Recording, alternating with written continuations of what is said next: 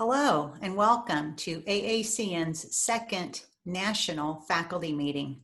I'm Jean Giddens, Dean and Professor at the Virginia Commonwealth University School of Nursing in Richmond, Virginia, and I'm also the co-chair of the AACN Essentials Task Force.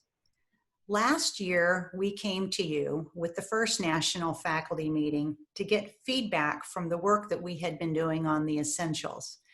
And based on that overwhelming positive feedback that we received, we have come back to you to get additional feedback on our work to date. Now, we recognize faculty from across the country have had such a great deal of work and stress over the last year since the pandemic has hit.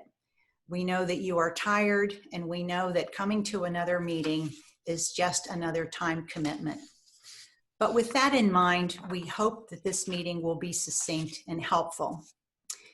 The meeting format will be in two distinct parts. First, you'll watch a video, and then after the video, we hope you will engage in conversations with your colleagues. Your dean or director or their designee will submit information to AACN on your behalf. So let's get started. This video will present an overview of the most current revision of the essentials, and you will then watch a Q&A panel featuring the other two essentials co-chairs, Dr. Cynthia McCurran and Dr. John McFadden, along with several other essentials task force members. And as I mentioned previously, following the video, we ask that you engage in discussion with your faculty and provide us your feedback. This video presentation, continuing the conversation, will review the overarching document. And I forgot to mention that we hope each of you have had a chance to review the draft essentials distributed as preparatory materials for this meeting. If not, the video will help you get oriented to what you will find once you've had a chance to review the draft essentials. Perhaps the most important thing to start the conversation with here is recognizing that this document represents change. So thinking about change, I'd like to start off by setting the tone for change with this quote from Abraham Lincoln. "The best way to predict the future is to create it." And the revised essentials will help us to create the future. Let's start off with a brief background. And as you already know, there are three essentials documents, one for baccalaureate education, one for master's education, and one for doctoral education for advanced nursing practice. These three essentials documents have been revised over the years, and they provide the educational framework and specific guidance for nursing curricula. And as you can see, they're all due for a revision. And as you think about preparing for an update, AACN has actually put several things in place to prepare for that update. The reports from two previous AACN task forces, the Futures Task Force and the AACN Task Force on the Vision for Nursing Education, laid the foundation for the current essentials work. Our task force was formed 2 years ago now. We were encouraged to be bold and to truly re-envision the essentials, not simply make minor changes or tweaks. Our task force leadership team was formed and includes Jean Giddens, myself, obviously, John McFadden, Cynthia McCurran, our consultants, Nancy DeBazio, Jean Bartels, Linda Caldwell, our AACN board liaisons, Lynn Zahn, and our three AACN staff liaisons, Joan Stanley, Rick Garcia, and Kathy McGuinn. And these three liaisons are just amazing and have actually been the engine of the task force. In addition to the leadership team, we have 23 academic nurse leaders from 23 academic nurse leaders and 5 practice leaders. And this particular team has been absolutely amazing. They have worked so well together, and I've been truly honored to work with them and learn from them. Now you can see we have a timeline here. We've been working for 2 years, and in those 2 years, we've been really busy. You can see some of the things that we've accomplished along the way. We've had to develop domains. We've had to identify level 1 subcompetencies. We've had to develop level 2 subcompetencies, the introduction. Along the way, we've done lots of meetings to get feedback, and we've made revisions along the way. So where we are now, obviously, is a good draft of the essentials and attempting to get feedback before we make a final version. So mentioned before, you should have received a copy of the draft essentials. And I say draft intentionally because we truly are seeking feedback. To help get you oriented to this document, you'll see that there are 6 major areas. And I'll be talking about each of these more as part of this presentation, although the section on incorporating the essentials into the curriculum is still underdeveloped, and we will not be talking about that. So let's start with the introduction. The introduction represents the first 10 pages of the draft essentials document. One of the things that we heard early on in the process was concern that by adopting a competency-based approach and by using similar domains as other healthcare disciplines, we would lose the essence of nursing as a distinct and separate discipline. In other words, without appropriate framing, the competency-based approach might lack clarity as it pertains to our discipline. As you can see, the introduction has 2 major sections: foundational elements and nursing education for the 21st century.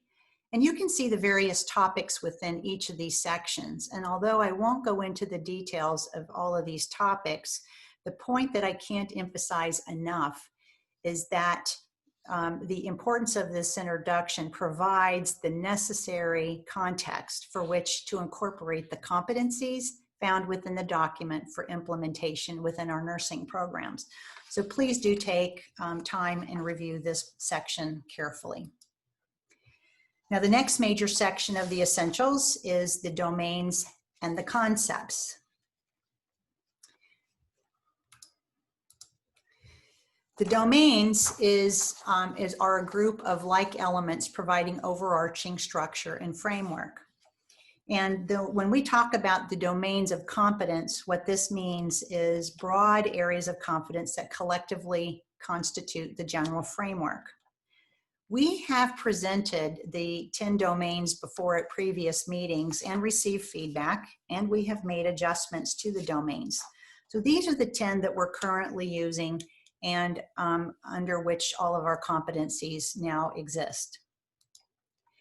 And if we want to take a closer look at the different domains, we're going to pick one, the domain for domain 1, knowledge for nursing practice, and we're going to drill down just a bit further to see what is in a domain. All domains have a descriptor and a contextual statement, and this information tells you what the domain is about and provides a nesting for how the concepts within that domain are to be interpreted. The descriptors and the contextual statements have undergone lots of revisions over the past year as we have received feedback and also as we've gained clarity about the domain and the competencies within the domains. Another important element are the featured concepts that have been identified. A concept is an organizing idea or a mental abstraction that represents important areas of knowledge. Each concept serves as a hub of transferable knowledge. Concepts enhance learning when students make cognitive connections to other information. These concepts work across the domains and within individual competencies and subcompetencies, so they're highly important within this framework. The status of a concept is not to be interpreted, though, as lesser than a domain. The domain serves more like the container, and the concept really does provide the broader application. The concepts are integrated across the entire essentials and throughout the educational experience. We did a crosswalk, though, to ensure that the featured concepts really are represented throughout the essentials. And here's what we found. We found that each concept is found in most of the domains, and that each domain has representation of most of the concepts. We found the concepts are represented within the competencies, within the subcompetencies, and throughout the introduction. Now, the next section of this essentials are the competencies and the subcompetencies. It was previously mentioned that the competencies are organized within the domains. Some domains have more competencies than others. And so as you can see here, domain 1 has 3 competencies and domain 2 has 9 competencies. Within each competency are subcompetencies, 1 for each of 2 levels. The first level subcompetencies set the foundation for nurses entering professional nursing practice. The second level subcompetencies build on and expand the competence of the nurse in an advanced education program. This diagram provides a schematic representation of this organizational structure of domains, competencies, and subcompetencies. Now, if we take a look at competencies, you'll see that competencies are a set of expectations whereby learners demonstrate what they can do with what they know. These expectations are made explicit to learners, employers, and the public. Looking again at domain 1, you can see the 3 competencies just mentioned. And you can see 1.1, 1.2, and 1.3. And if we look at just 1.1, you can see that there are 2 levels for each of these competencies, entry and advanced. And keep in mind that the subcompetencies paint a picture of competency attainment at each level. They are observable and they are measurable. Mentioned before, the 2 levels differentiate between entry and advanced. In the Essentials document, there is a multi-page table that presents the competencies and subcompetencies, and this is an example. You can see that the competency is shaded in gray. The level 1 subcompetencies are in the left column, and the level 2 subcompetencies are in the right column. And one of the things you're going to notice when you review this table is that there are a lot of competencies and even more subcompetencies. But let's all remember that the subcompetencies are not single discrete tasks, but rather a collection of things expected of the learner. It is the way we will confirm competency achievement. All learners will be expected to complete all subcompetencies associated with their program to demonstrate competency achievement. And it should go without saying that level 2 subcompetencies build on level 1 subcompetencies. And it is the 2 levels of subcompetencies that brings us to the next part of our conversation. Let's talk about the new model. A new model for nursing education was proposed as part of the Vision for Nursing Education Task Force that I mentioned previously. That proposed model aligned with the futuristic thinking proposed by the task force. And although we did not adopt that model, there were many things about the model that influenced our thinking. So let's start off by talking about new models by considering something that Peter Drucker said, which is, if you want something new, you have to stop doing something old. So here's the first version of the new model that we created a year ago. And in this model, it got us started, but it wasn't quite right. Questions were raised like, why would we put a wall or a barrier up between level 1 and level 2? And there were concerns about the way additional competencies would be used. People also wanted to see where the academic programs were. So we revised that model and came up with a second version. This one you might have remembered seeing if you participated in some of our meetings this past year. In this particular model, we made a division between level 1 and level 2, more like a semi-permeable membrane, and added degrees and tried to make the additional competencies more clear. But this too raised a lot of questions, and it wasn't still quite right.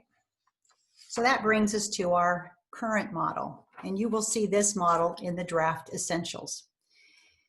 Now, this model shows a side-by-side transition between level 1 and level 2 with no barrier, showing additional competencies as level 2. Now, let me provide to you a very, very, very simple explanation of this model. Any nursing program preparing nurses for entry into professional nursing practice or a first professional nursing degree will incorporate level 1 subcompetencies into their curriculum, regardless of the degree they are earning. Any nursing program preparing nurses to advance their education for specialty practice or an area of special emphasis will incorporate level 2 subcompetencies along with the appropriate specialty competencies within their program, regardless of the academic degree. It's really that simple. It's either advanced or entry. And many of you may be thinking that this can't possibly work or how this is going to affect your program.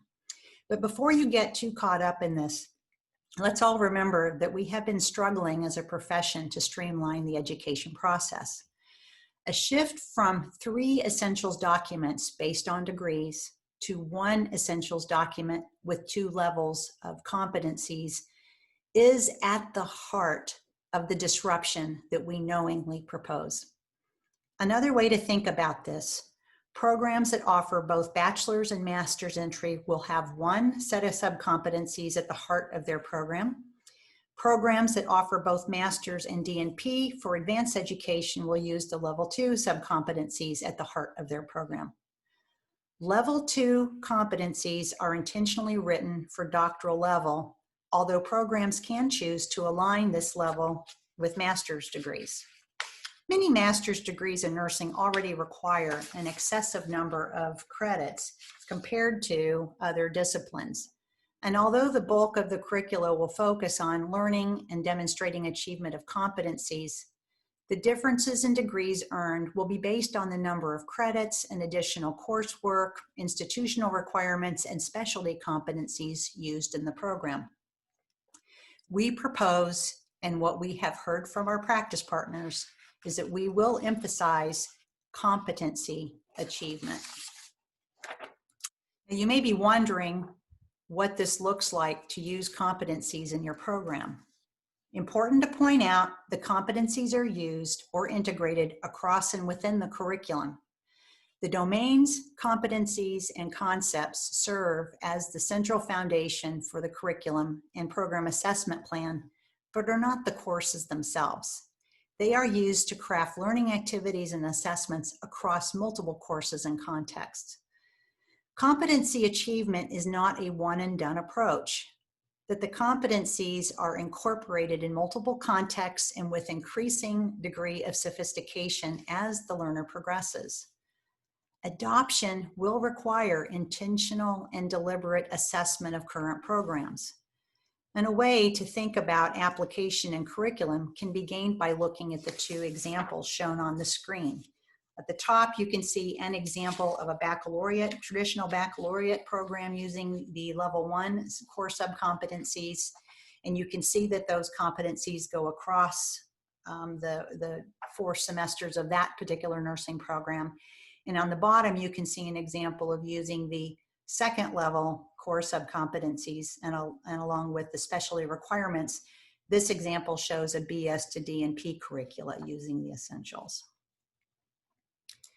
Now, our rationale for making a bold move like this within our organization is that we must create a path to our future.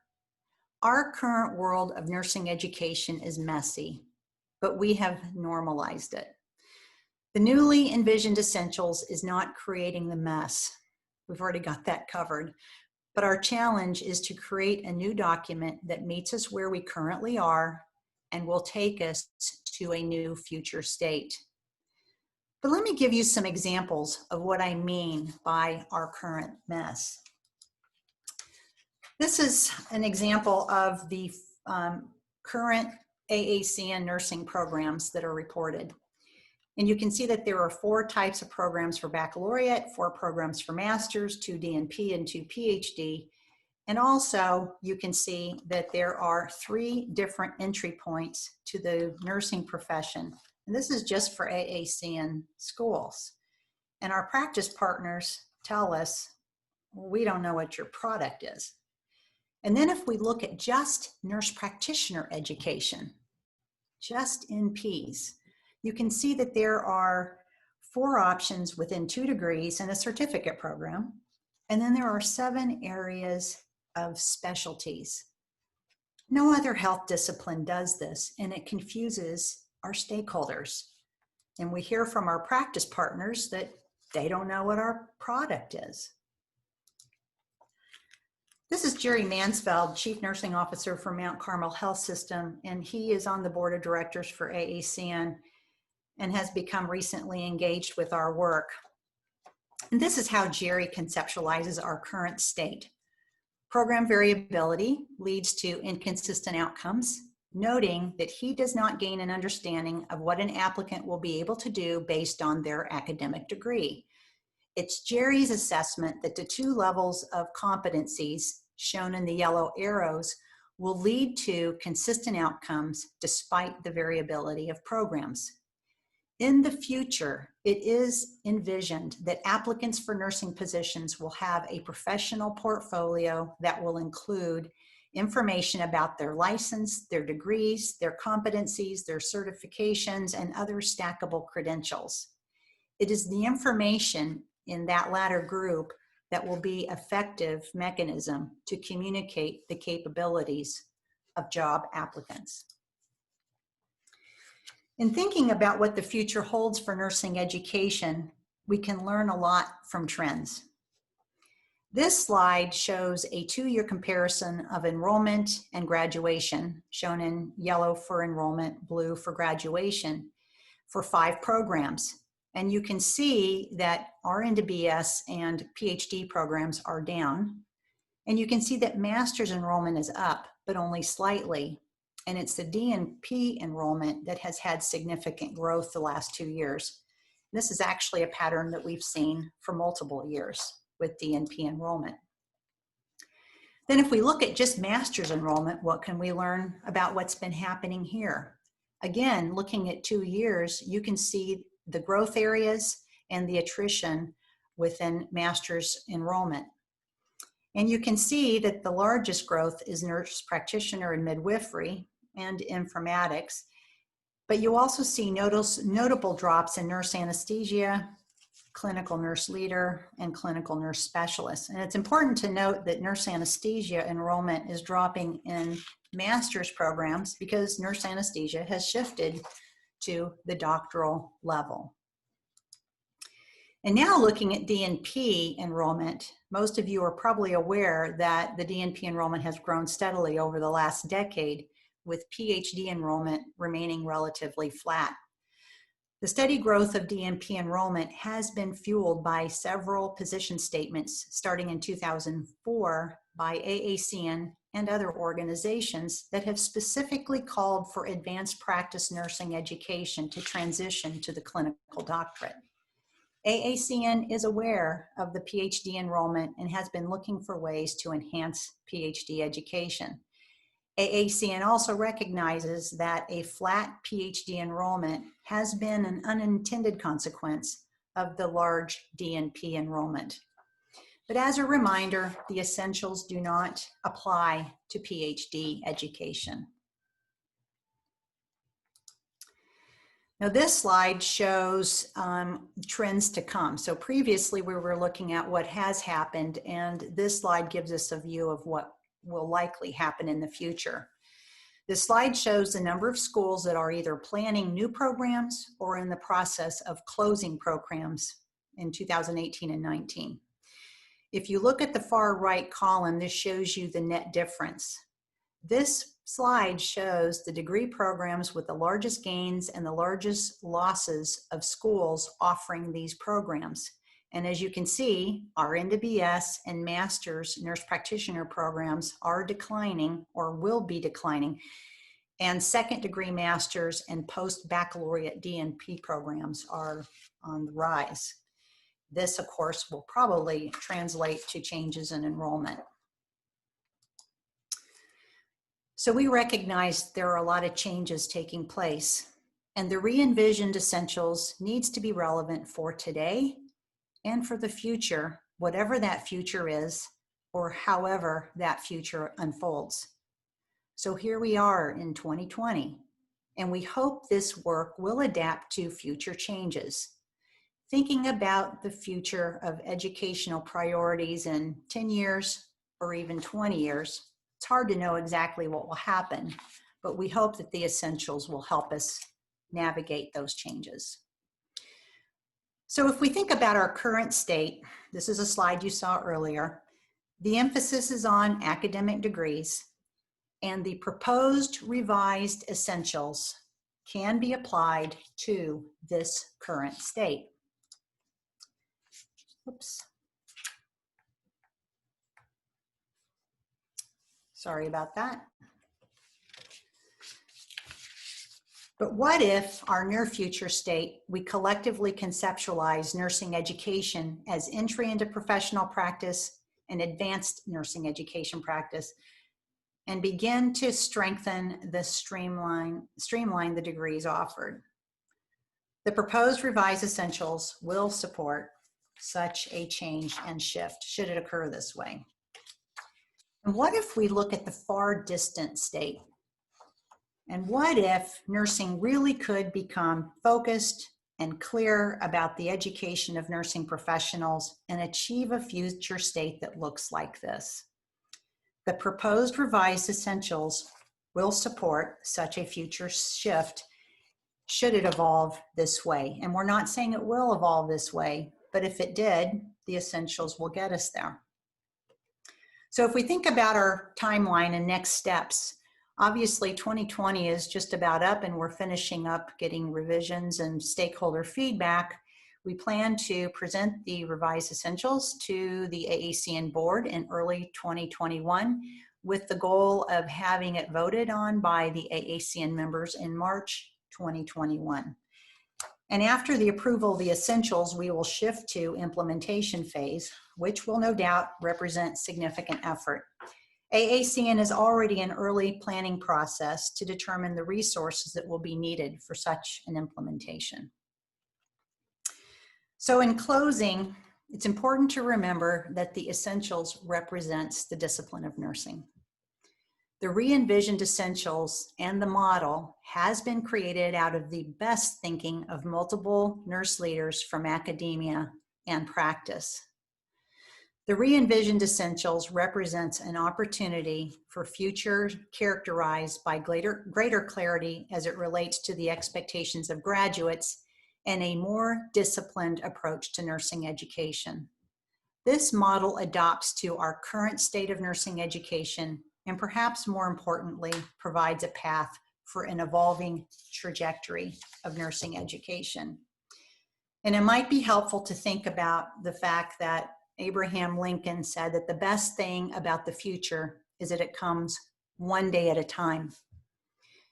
This does not mean that if we vote on the essentials and pass them in March of 2021, that everything will change by April 21.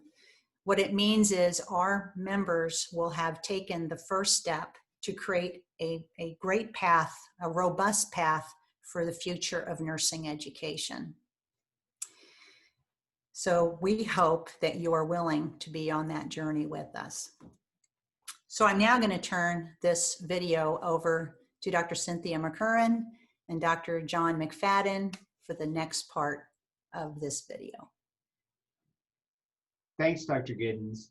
The presentation you just viewed provides a wealth of information.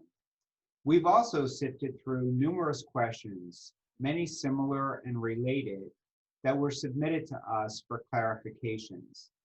The group thought it would be helpful if we shared some of those questions and answers with you. And we appreciate the assistance of all who provided input. The first question is asked of Dr. Geraldine Young, a board-certified family nurse practitioner and the Chief Diversity and Inclusion Officer for Frontier Nursing University. The question is, why does the new model only have 2 levels of nursing education? The new model presents a path towards a clear model for nursing education. The current world of nursing education is confusing to our practice partners, students, and faculty as well. The intent of the new model is to normalize this to a degree and create more consistency in our graduates. When a crosswalk of the current Masters in DNP Essentials was conducted, there was limited differentiation. And in many cases, the master's expected outcomes were at a higher level than the DNP outcomes, which may have been due to the difference in timing and complex state of healthcare practice needs when they were developed. The task force, as progressed in its work, determined that the subcompetencies under all of the domains differentiate between entry and the advanced levels of professional nursing practice.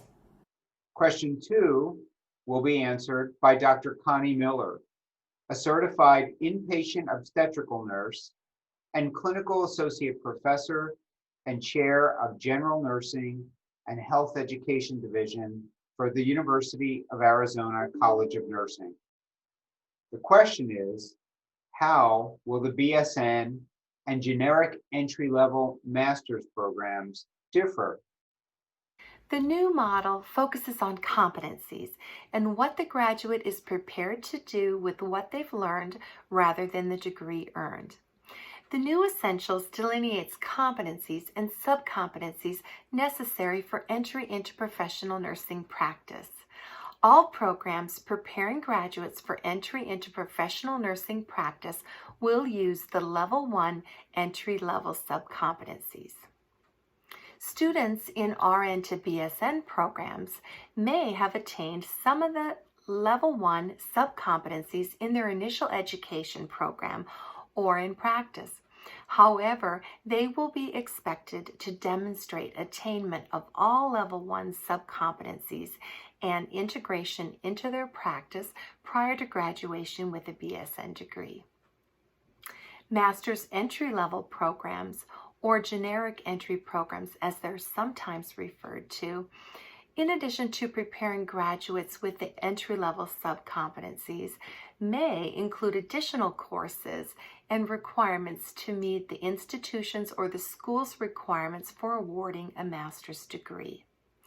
Currently, many master's entry-level programs include additional content or coursework focused on care coordination, quality improvement, and/or leadership development, which may prepare them for not only the NCLEX exam, but also for some type of certification. Through the use of an e-portfolio, these graduates will be able to document attainment of these additional experiences and courses, preparing them for employment and possible future education. The answer to question 3, how will the MSN and DNP differ, is provided by Dr. Angela Amar, Dean and Professor, University of Nevada, Las Vegas, School of Nursing. Under the new model, all advanced nursing education will prepare graduates with the advanced level subcompetencies. These subcompetencies were developed at a high level and reflect what the task force believes nursing practice should be in an advanced level. The degree awarded will depend on requirements established by specialty organizations, as well as in the institution's requirements for and ability to award a particular degree. Additional coursework and requirements may be included in the curriculum to meet institutions' requirements for a degree awarded. For example, additional credits or courses may be required for an institution to award a doctoral degree. An institution may decide to award a master's degree after students demonstrate attainment and integration of all advanced level subcompetencies into his or her practice. This may or may not include preparation in a specialty area of practice. If preparation in a specialty is included, it is assumed that additional coursework, both didactic and practice, would be required to meet national specialty requirements. Or an institution may choose to award a DNP degree in a specialty area of nursing practice. The expectation is that graduates of a DNP attain and demonstrate all the advanced level subcompetencies in his or her practice, in addition to all the specialty competencies identified and required by the national specialty organizations. The specialty competencies should build on the essential subcompetencies and all be integrated across the curriculum. As I stated, the specialty competencies and curriculum requirements are determined by national specialty organizations and certification entities. For some of the specialty areas of practice, these requirements or competencies may be differentiated by degree. For example, ANIA is developing informatics competencies for masters and another set of competencies for doctoral education. Or specialty competencies may be developed for only one level of education. For example, the NOMF competencies for NP education and the American Association of Nurse Anesthetists competencies and program requirements are designated at the doctoral level. The fourth question is asked of Ms. Mary Morin, Vice President of Sentara Medical Group, Sentara Occupational Health Services. The question is, from your practice perspective, how do you see this new model for nursing education impacting practice? This transition to competency-based education, the new model for nursing education, will create much more consistency and clarity for employers and the public. We will know more clearly what graduates will know and be able to do when they come to us in the practice environment. That includes both new entry-level professional nurses as well as those graduating from an advanced level education program. Currently, when you see one graduate, you've seen one graduate. A nurse practitioner from one program can be very different from one graduating from another program. This competency-based model also provides clear understanding of what the new or even an experienced graduate will know and be able to do. We can then build on this through professional and career development opportunities. Question 5 will be answered by Dr. Erica Cooper Arana, Assistant Professor at the University of San Francisco School of Nursing and Health Professions. The question is, will competencies or content in physiology, pathophysiology, health assessment, and pharmacology, commonly referred to as the 3 Ps, be required for all advanced nursing education? The advanced level subcompetencies in all the domains are the foundation for all advanced nursing education, regardless of the area of emphasis or practice specialty. When faculty hear these 3 areas of science mentioned, they immediately think about the 3 Ps, which is the terminology that has become common when referring to the 3 graduate level courses required by the consensus model for advanced practice registered nursing regulation. The use of this terminology or operationalization of what it means needs to be rethought. These re-envisioned essentials do not negate the requirement or necessity to have 3 separate graduate courses plus additional coursework in these areas for the 4 APRN roles: Certified Registered Nurse Anesthetist, Certified Nurse Midwife, Clinical Nurse Specialist, and Nurse Practitioner. These essentials address the educational preparation or competencies needed for all areas of advanced nursing practice. Therefore, the focus should be on what is the discipline science, or what is the necessary science that undergirds all nursing practice, and how is it demonstrated in one's area of advanced nursing or specialty area of practice. Regardless of the emphasis area of an advanced level nursing program, nurses must be prepared to assume accountability for providing leadership, making informed decisions, and guiding practice regardless of setting. These actions must be informed by the science of the discipline, which have been described as the biophysical principles fundamental to health for patients, systems, and populations. Domains and competencies are not intended to equate to separate courses, but rather explicate the use or application of knowledge in decision-making and practice in diverse settings and situations depending upon one's area of nursing practice. The science of the discipline could be operationalized differently for different areas of study or specialty areas other than the 4 APRN roles. For example, a student pursuing an advanced nursing degree in nursing administration or health systems leadership might apply advanced knowledge in pathophysiology and epidemiology in the context of managing a pandemic across the health system, such as for resource management, safety, quality, or staff deployment. Or the same student might apply advanced knowledge in pharmacology in relation to performance improvement decisions considering product variability and availability, as well as safety and cost factors. We will now proceed with question number 6.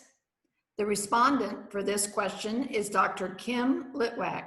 She is the Dean and Professor of the University of Wisconsin-Milwaukee College of Nursing.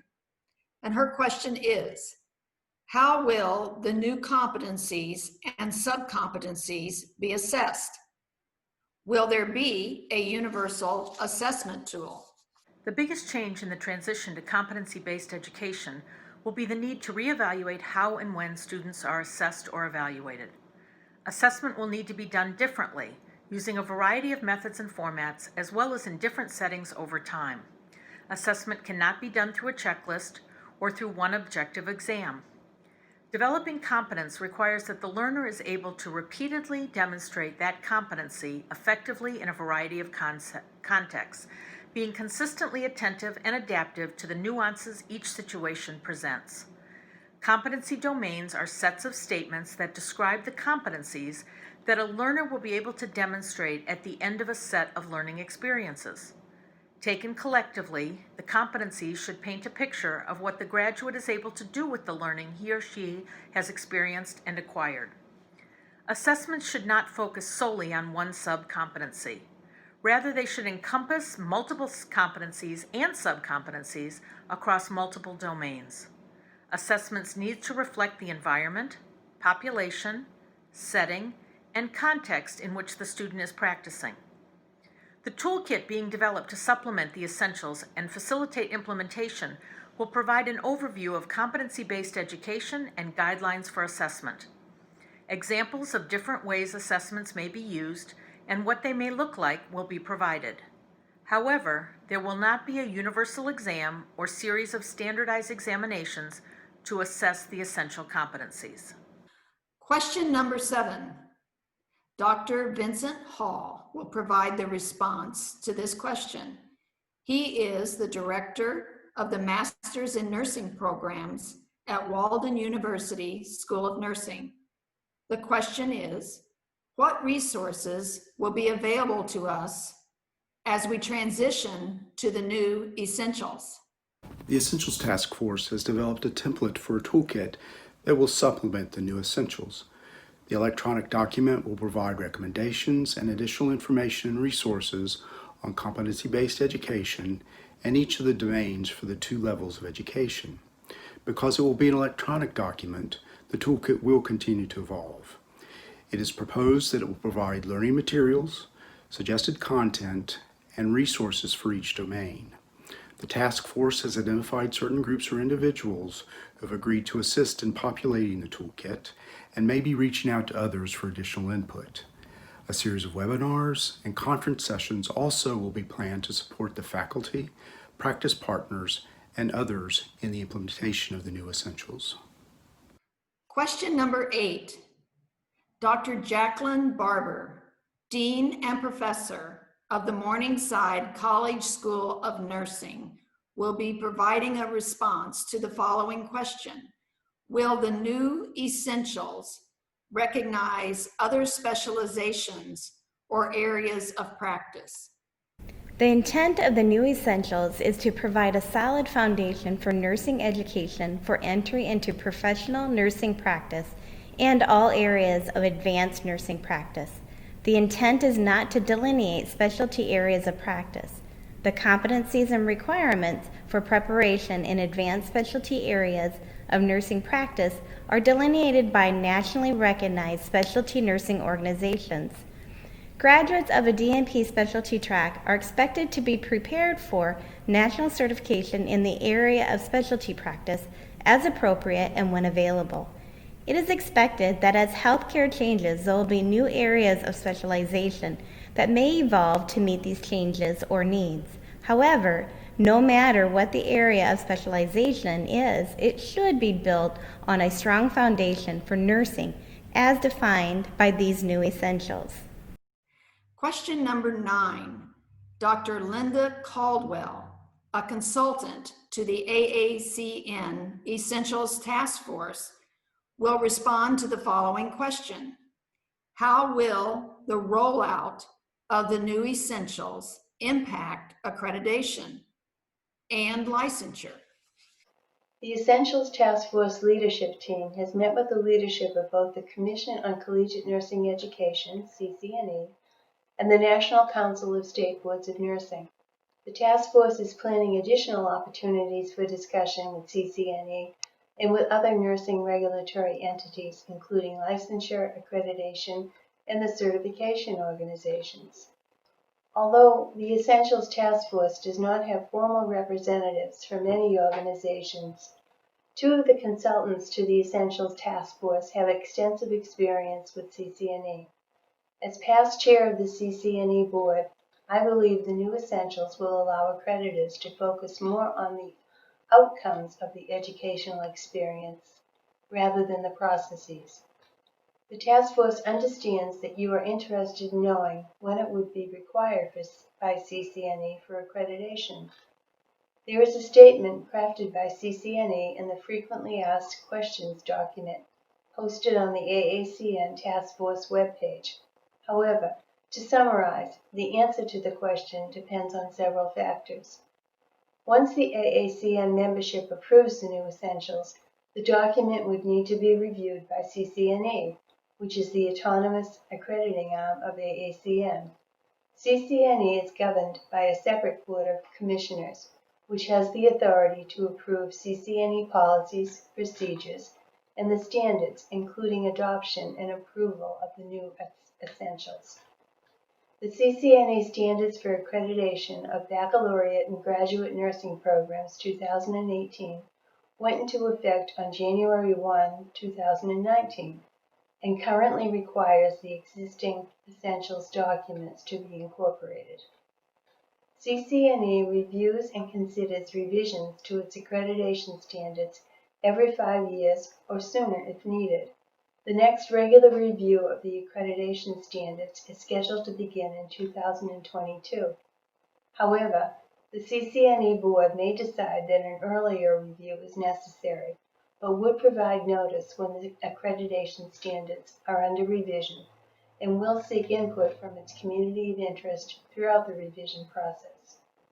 Regarding how the new essentials may impact performance on the NCLEX exam, early conversations with the leadership of the National Council indicate a common agreement that the second-generation NCLEX testing being developed and the new essentials complement one another, particularly with a common focus on assessing clinical reasoning and clinical judgment across different areas of practice and in different contexts. This has been our second AACN National Faculty Meeting. We hope that this strategy of providing national faculty meetings has helped to heighten your understanding of the development of the re-envisioned essentials and created excitement for the future of nursing education and nursing practice. Along with the video and an opportunity to hear responses for 9 frequent questions, schools have also received a list of discussion questions that can further advance the dialogue within your own institutions. And we hope this continued dialogue will be done in the spirit of 4 contexts. First, in a spirit of compromise. The complex nature of higher education and education for the profession of nursing presents us with unique challenges to communicate vision and strategic direction that is for the good of the whole.